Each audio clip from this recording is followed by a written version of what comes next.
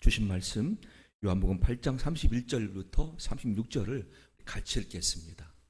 그러므로 예수께서 자기를 믿은 유대인들에게 이르시되 너희가 내 말에 거하면 참으로 내 제자가 되고 진리를 알지니 진리가 너희를 자유롭게 하리라.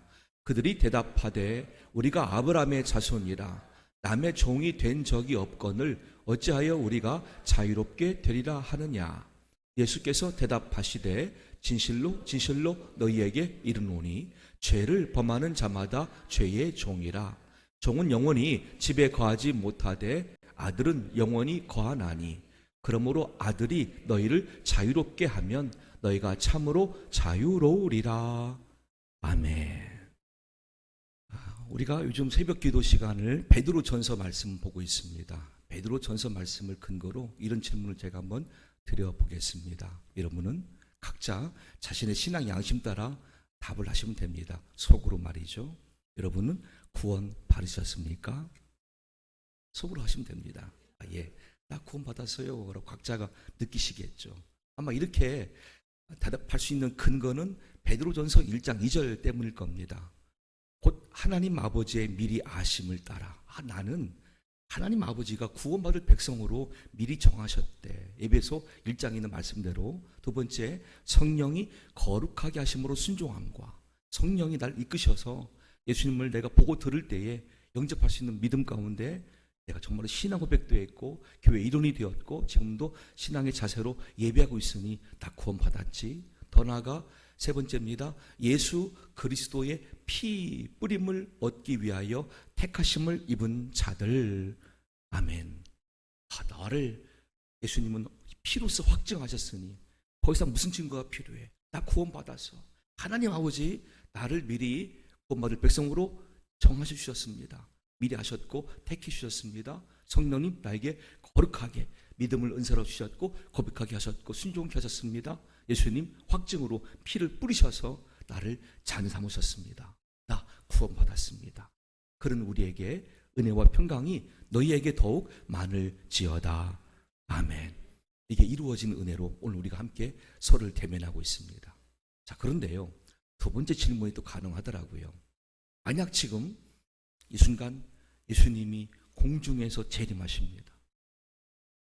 그럼 여러분과 저는 지금 현재 이 상태에서 천국으로 들림받을 수 있습니까? 실감난 질문 해볼까요? 내가 지금 여기서 죽어요. 내가 지금 갑자기 운명하게 되었는데 그때 내 영혼이 들림받아 아버지 나라로 갈 수 있습니까? 이 질문과 동일합니다. 지금 이 시간에 내가 죽는다고? 그럼 내 삶은, 내 운명은, 내 영혼은 여기서 주춤거리는 분들이 있더라는 거죠. 조금 전에 말씀으로는 하나님 아버지의 미리 아심, 성령님께서 나에게 순종할 수 있는 믿음도 주셨고 예수님의 피뿌림도 확증으로 주셨기 때문에 나 구원받으사라고 내가 자신 있게 대답했는데, 근데 내가 지금 죽는다면 내 영혼이 하늘나라에 갈 수 있을까? 이 질문 앞에는 쉽게 말 못하는 우리일 수 있습니다. 이유가 뭘까요? 베드로전서 1장 14절 15절 말씀은 두 가지로 말씀하죠. 너희가 순종하는 자식처럼 전에 알지 못할 때 따르던 너희 사욕을 본받지 말고, 첫째는 우리를 방해하는 게 우리 안에 있는 아직 남아있는 사욕, 개인적인 욕심이 있습니다. 두 번째, 오직 너희를 부르신 거룩한 자처럼 너희도 모든 행실에 거룩한 자가 되라. 아멘. 근데 거룩이라는 행실이 지금 나에게 없다고 여길 때 우리 정말로 양심상 이 두 번째 질문 앞에 쉽게 대답을 못합니다. 피상적으로 고백하는 구원의 확신이 아니라 실제 실감하면서 내가 지금 죽어도 천국입니다 말할 수 있을 믿음 되기 위해서는 어떻게 하면 되느냐라고 하는 이 질문을 드릴 때에 답변을 다음과 같이 드릴 수가 있겠습니다. 첫째는 예수님 말씀대로 이미 우리가 구원 허락받았어요. 하나님 아버지 미리 아심, 성령께서 믿음을 은사로 주셨고 순종케 하셨고 예수님 피 뿌려 주셨습니다. 그 다음에 매일의 일상에서 그 믿음 안에 사는 우리지만 개인적인 사욕과 또는 우리가 거룩한 행실이 아직은 부족하다 할지라도 그 부분만 날마다 회개하라 예수님 말씀하셨어요. 요한복음 13장 9절 이하에 시몬 베드로가 이르되 주여 내 발뿐 아니라 손과 머리도 씻어 주옵소서. 예수께서 이르시되 이미 목욕한 자는 발밖에 씻을 필요가 없느니라. 온몸이 깨끗하니라. 너희가 깨끗하나 다는 아니니라 하시니 아멘. 이 사람은 가룟 유다를 가리킵니다. 우리가 온몸이 깨끗해요. 그런데 날마다의 삶에 손과 발에 먼지가 묻을 수가 있고요. 다른 것들이 묻혀올 수가 있습니다. 그것들만 닦으면 된다고 매일의 회개를 강조했어요. 누가복음 13장 말씀 보시면 실론 망대가 무너졌습니다. 그리고 18명이 죽었습니다. 예수님은 이 사회적 이슈를 어떻게 말씀하십니까? 그 사람들이 너희들보다 죄가 더 많다고 여기느냐? 아니라는 거예요. 그 사건을 보면서 우리가 느끼는 게 뭐냐면 너희도 죄의 회개를 하라고 말씀하셨어요. 마음을 바꾸고 태도를 바꾸고 가치관을 바꾸는 게 회개입니다. 첫째로 회개한다면 가능해요. 구원의 확신과 내가 지금 죽을 때의 구원이 일치가 된 고백으로 우리가 주님을 준비할 수가 있어요. 두 번째는 가치관과 태도의 변화가 필요하겠죠. 베드로전서 1장 1절로 3절까지 말씀 보셔도 그러므로 모든 악독과 모든 기만과 외식과 시기와 모든 비방하는 말을 버리고 갓난 아기들 같이 순전하고 신령한 젖을 사모하라. 이는 그로 말미암아 너희로 구원에 이르도록 자라게 하려 함이라. 너희가 주의 인자하심을 맛보았으면 그리 하라. 아멘. 갓난 아기가 태어났어요. 엉애 울면서 태어났고요. 그리고 이제 어머니가 처음에 모유를 먹이겠죠. 잠시 후에 우유를 또 그다음에 이유식을 진행할 겁니다. 이 과정으로 어린아이들은 성장합니다. 우리가 정말로 태도의 변화를 통해서 내가 살 길은 진리, 내가 살 길은 하나님 말씀, 내가 살 길은 예수님이라고 본인이 결단했으면 그때부터는 정말 그 길로만 가야 돼요. 내가 이제부터 영생을 살아갈 텐데 어디서? 성경은 말씀하죠. 결정했으면 갓난 아기들 같이 순전하고 신령한 젖, 하나님 말씀과 성령 안에서의 오직 예수만 바라보고 추구하고 살아가라 말씀하세요. 다른 방법은 없다고 말씀하세요. 그러면 구원의 확신과 오늘 내가 죽어도 난 천국입니다는 말을 같이 할 수가 있어요. 세 번째 원리가 있습니다. 본문의 말씀이죠. 요한복음 8장 31절 32절 말씀대로 그러므로 예수께서 자기를 믿은 유대인들에게 이르시되 너희가 내 말에 거하면 참으로 내 제자가 되고 진리를 알지니 진리가 너희를 자유롭게 하리라. 아멘. 예수님을 믿고 진리 말씀만에 거하면요, 그때부터는 나의 삶의 명분과 근거가 말씀 안에 있어요. 그럼 내가 어떤 사람들의 의견과 비방과 정죄에도 자유로울 수가 있어요. 그런데 우리가 그렇게 못 사니까 문제죠. 그렇게 확신이 없으니까 문제죠. 진리 안에 정말로 거하면 진리가 내 모든 것의 근거와 명분이 돼요. 내가 이것 때문에 그렇게 했습니다. 이것 때문에 이렇게 행동했고 말한 것입니다. 라고 할 때 상대방들은 나중에 납득을 하죠. 저 사람은 철저한 크리스찬이구나. 시리아의 안디옥 교인들처럼 그리스도인들이기 때문에 저렇게 말하는구나 라고 인식을 합니다. 그런데 우리가 이때는 이렇게 말하고 저때는 이렇게 말하고 달리 행동하고 말한다면 그들은 우리 정체성을 몰라보죠. 저 사람이 이렇게 보면 예수님 믿는 사람 같은데 이렇게 볼 때는 또 아닌 것처럼 보이고 저 사람 정체가 뭐지? 이럴 수가 있어요. 신앙인들에게 회색지대는 없습니다. 흑과 백이죠. 하나님 나라냐 하나님 나라 바깥의 사람이냐 둘밖에 없어요. 다만 하나님은 그 기회를 살면서 충분히 허락하세요. 충분히 고민해보고 충분히 찾아보고 충분히 기도하고 그리고 결정해. 예수님이야? 진리야? 그럼 내가 책임지마. 오늘 담대하라. 무엇으로요? 예수를 믿는 믿음 안에서, 말씀을 믿는 믿음 안에서, 성령의 역사 속에서죠. 우리가 뭘 가지고 담대할 수가 있어요? 목청껏 아닙니다. 그것도 한순간뿐이에요. 결국은 나를 살리고 나를 영원토록 담대하게 난 지금 죽어도 구원받습니다 이 질문 앞에 대답할 수 있는 모든 근거는 세 가지. 날마다 회개하며, 그리고 내가 태도의 변화, 가치관 변화를 겪으면서 진리 가운데 거하는 삶이 될 때에 우리가 온전한 그리스도인 주님의 제자가 되는 줄로 믿습니다. 매 순간 저와 여러분들이 하나님의 말씀 안에서, 예수님 안에서, 성령 안에서 가치관이 뿌리를 내리고 있으면 어떤 상황을 접하든지 이렇게 성경이 답이 됩니다. 그리고 상대방도 그렇게 해서 은혜를 경험하게 합니다. 두 번째 질문입니다. 내일 모레 투표가 있는데 목사님, 이번에 내가 싫어하는 사람이 대통령이 되면 어떻게 해요? 라는 질문도 가능할 거예요. 여기도 성경은 답이 있어요. 하박국 2장 3절 4절입니다. 이 묵시는 정한 때가 있나니 그 종말이 속히 이르겠고 결코 거짓되지 아니하리라. 비록 더딜지라도 기다리라. 지치되지 않고 반드시 응하리라. 보라, 그의 마음은 교만하며 그 속에서 정직하지 못하나 의인은 그의 믿음으로 말미암아 살리라. 아멘. 하박국이 왜 황당했냐면 하나님이 남유다를 멸망시키는데 쓰시는 도구가 바벨론이래요. 바벨론은 가장 악독한 족속이에요. 그 악독한 족속은 이스라엘과 남유다보다 더 악한 모습인데 이게 하박국 개인적인 견해에서는 이해가 안 되고 납득이 안 되는 거죠. 아니, 우리나라를 멸망시킬 도구라면 우리보다는 그래도 잘 살고 거룩하고 선한 도구가 돼야 되지. 아니, 우리나라보다도 더 믿음도 없고 여호와를 알지도 못하고 무시하는 저 백성들, 야만 같은 저 사람들을 통해서 우리를 멸망시키겠다고요? 하는 게 하박국의 주장이었어요. 하나님이 왜 저 바벨론입니까? 더 좀 더 거룩한 나라, 성숙한 나라를 통해서 우리를 침탈한다면 우리가 납득되겠습니다만 왜 저 바벨론입니까? 라고 할 때에도 주님은 동일한 말씀을 하셨습니다. 그들의 마음은 교만하며 그 속에 정직이 없어 보이나 그러나 의인은, 여호와를 경외하는 참된 의인은 그럴 환경에서도 그의 믿음으로 말미암아 살리라. 아멘. 믿음 지키라는 거예요. 그때 우리의 믿음의 주소를 하나님 말씀에 뿌리를 내리고, 앞으로도 그렇습니다. 세상 풍조가 어떻게 달라질까요?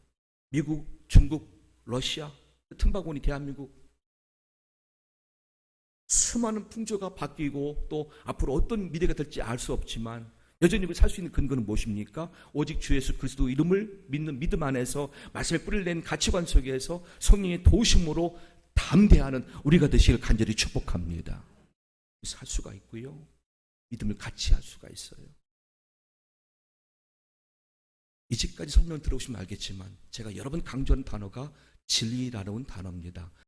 성경에서 진리라는 단어가 처음 등장한 곳은 여기 사무엘하 2장 1절 이하입니다. 다윗이 자신의 장인이죠, 사울 왕이 약 10년 동안 사위 다윗을 죽이려 막 추격합니다. 다윗은 계속 10년 동안 도망자가 된 거죠. 사위인데 불구하고. 그리고 마지막에 사울 왕은 길보아 전투에서 블레셋 군대에 의해서 자신과 세 아들들이 죽임당하는데 자신은 자살로 생을 마감합니다. 그 뒤에 이제 다윗이 헤브론에서 왕으로 세워져서 7년 6개월 동안 왕위를 이어가죠. 나머지 33년 동안은 예루살렘에서 왕이 되어지고요. 이때 헤브론에서 왕이 되기 전 이런 사건이 있었습니다. 그 후에 다윗이 여호와께 여쭈어 아뢰되 내가 유다 한 성읍으로 올라가리이까? 여호와께서 이르시되 올라가라. 다윗이 아뢰되 어디로 가리이까? 이르시되 헤브론으로 갈지니라. 아멘. 다윗은 놀랐어요. 자신이 그동안 많은 목자 생활을 해왔고 사울왕의 사이가 되어서 10년 동안 도망자의 신분이었지만 모든 순간마다 자신을 보호하신 하나님의 그 놀라운 은혜, 헤세드를 알았고요. 이 시간 나를 왕으로 세우시는 하나님의 결정과 성취함을 발견하게 되면서 야, 하나님 말씀은 반드시 때가 되면 이루어지는 것을 알게 돼요.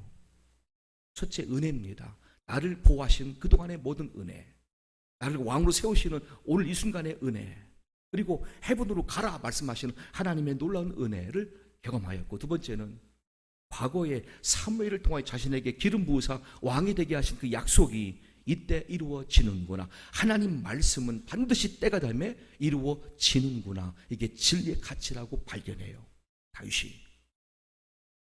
이어지는 말씀 4절에 유다 사람들이 와서 거기서 다윗에게 기름을 부어 유다 족속의 왕으로 삼았더라. 어떤 사람이 다윗에게 말하 이르되 사울을 장사한 사람은 길랏 야베스 사람들이니이다 하며, 다윗이 길랏 야베스 사람들에게 전령들을 보내 그들에게 이르되, 왜냐하면 길랏 야베스 사람들 입장에서는 새로운 왕이 다윗이 된 겁니다. 지금 우리 어떻게 볼까? 우리는 사울 왕을 선대했어요. 사울 왕의 시체를 잘 우리가 안장시켰어요, 자기들 땅에다가. 이게 화근이 되어서 우리 부족을 다 전멸하는 건 아닌가 하는 염려가 있는 상태에서 다시 말합니다. 너희가 너희 주 사울에게 이처럼 은혜를 베풀어 그를 장사했으니 여호와께 복을 받을지어다. 너희가 이 일을 하였으니 이제 여호와께서 은혜와 진리로 너희에게 베푸시기를 원하고 나도 이 선한 일을 너희에게 갚으리니 이제 너희는 손을 강하게 하고 담대히 할지어다. 너희 주 사울이 죽었고 또 유다 족속이 내게 기름을 부어 그들의 왕으로 삼았음이니라 하니라. 아멘. 취지가 두 곳입니다. 나도 은혜로, 이번에 진리로 왕이 된 것처럼 너희들에게 내가 하나님 주신 그 은혜와 진리를 다시 허락받기를 원한다. 축복이죠. 진리라는 한자 말 뜻도 알잖아요. 참 진짜의 이치 이자, 참된 이치입니다. 참된 이치가 바뀝니까? 그건 진리가 아닌 거예요. 구약 시대에도 예수님 당시에도 지금도 이후로도 마찬가지예요. 진리는 바뀌는 게 아니에요. 그런데 진리는 모두에게 구원을 허락받는 기회가 돼요. 진리는 한쪽에 피해 주는 게 아닙니다. 한쪽에 손해를 끼치는 게 아닙니다. 모두를 살리는 게 진리예요. 또 그래서 진리가 필요한 거예요. 진리의 가치는 잠언 3장 1절 이하에 말씀하시기를 내 아들아 나의 법을 잊어버리지 말고 네 마음으로 나의 명령을 지키라. 그리하면 그것이 너에게 장수하여 많은 해를 누리게 하며 평강을 더하게 하리라. 인자와 진리가 너에게서 떠나지 말게 하고 그것을 너의 목에 매며 너의 마음판에 새기라. 그리하면 네가 하나님과 사람 앞에서 은총과 귀중히 여김을 받으리라. 아멘. 인자와 진리는 은혜와 진리라는 단어예요.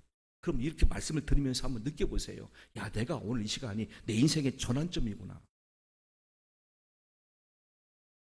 내가 그동안에 은혜는 알았는데, 은혜 가운데 살다가 왔는데 이제 진리? 내 모든 가치관과 삶의 근거와 명분을 진리에 두고 할 때는 도전이 필요한 거죠.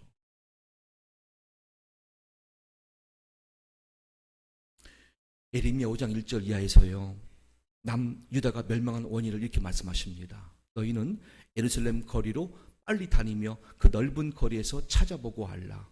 너희가 만일 정의를 행하며 진리를 구하는 자를 한 사람이라도 찾으면 내가 이 성읍을 용서하리라.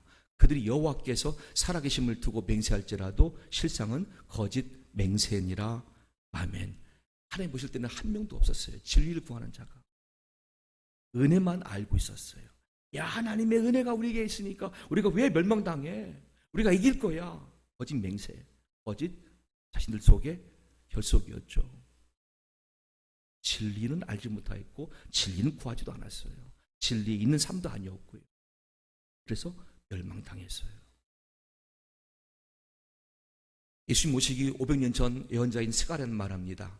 이제 내가 다시 예루살렘과 유다 족속에게 은혜를 베풀기로 뜻하였나니 너희는 두려워하지 말지니라. 너희가 행할 일은 이러하니라. 너희는 이웃과 더불어 진리를 말하며 너희 성문에서 진실하고 화평한 재판을 베풀고 마음에 서로 해하기를 도모하지 말며 거짓 맹세를 좋아하지 말라. 이 모든 일은 내가 미워하는 것이니라. 여호와의 말이니라.